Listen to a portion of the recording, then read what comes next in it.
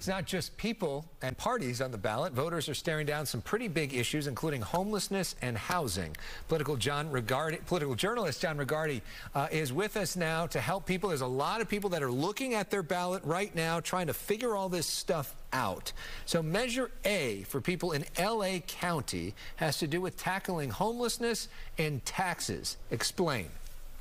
So back in 2017, Los Angeles County voters passed a measure. It was a quarter-cent sales tax for funds to go specifically to homeless services. It's raised about $350 million a year. People have largely applauded it. The issue with that measure is it sunsets. It ends in 2027. So what Measure A would do is actually end it early and then double down. It would create a half-cent sales tax for all across Los Angeles County. And in addition to services, it would go to prevent homelessness in the first place.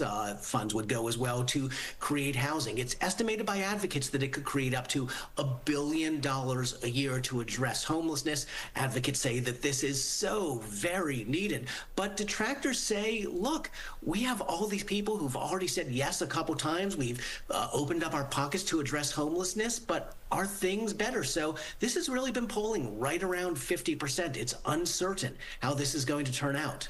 And if Measure A repeals Measure H, then it would live on forever. There would not be an end date on this, right?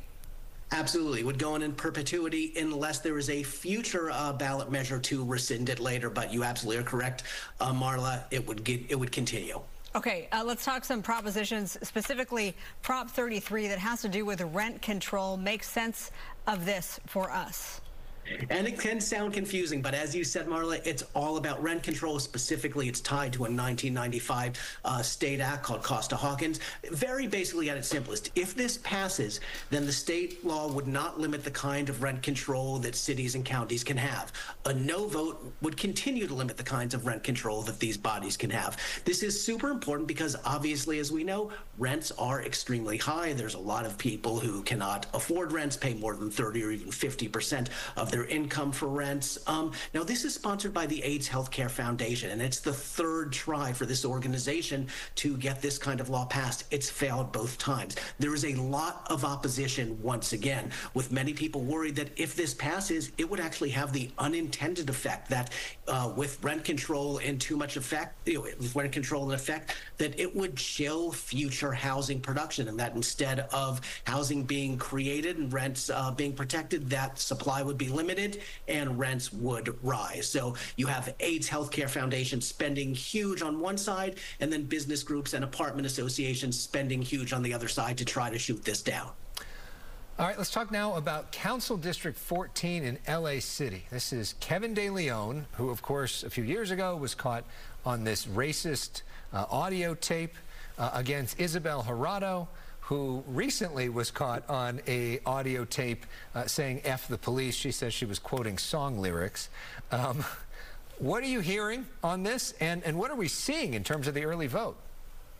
Well, I mean, you talk about something, spectacular, Alex. You've just referred to it. Council District 14 has this history of these great votes. Love these great elections. I recently wrote about it for the East Sider. And yeah, you are hearing a lot of noise on all sides. There does not seem to be any credible polling. I've been asking people, but you have Isabel Jurado pushing this progressive agenda. You have Kevin De Leon countering as a centrist Democrat. But what is interesting is that people who are turning out. Already there have been about 28,000 votes that have been sent in.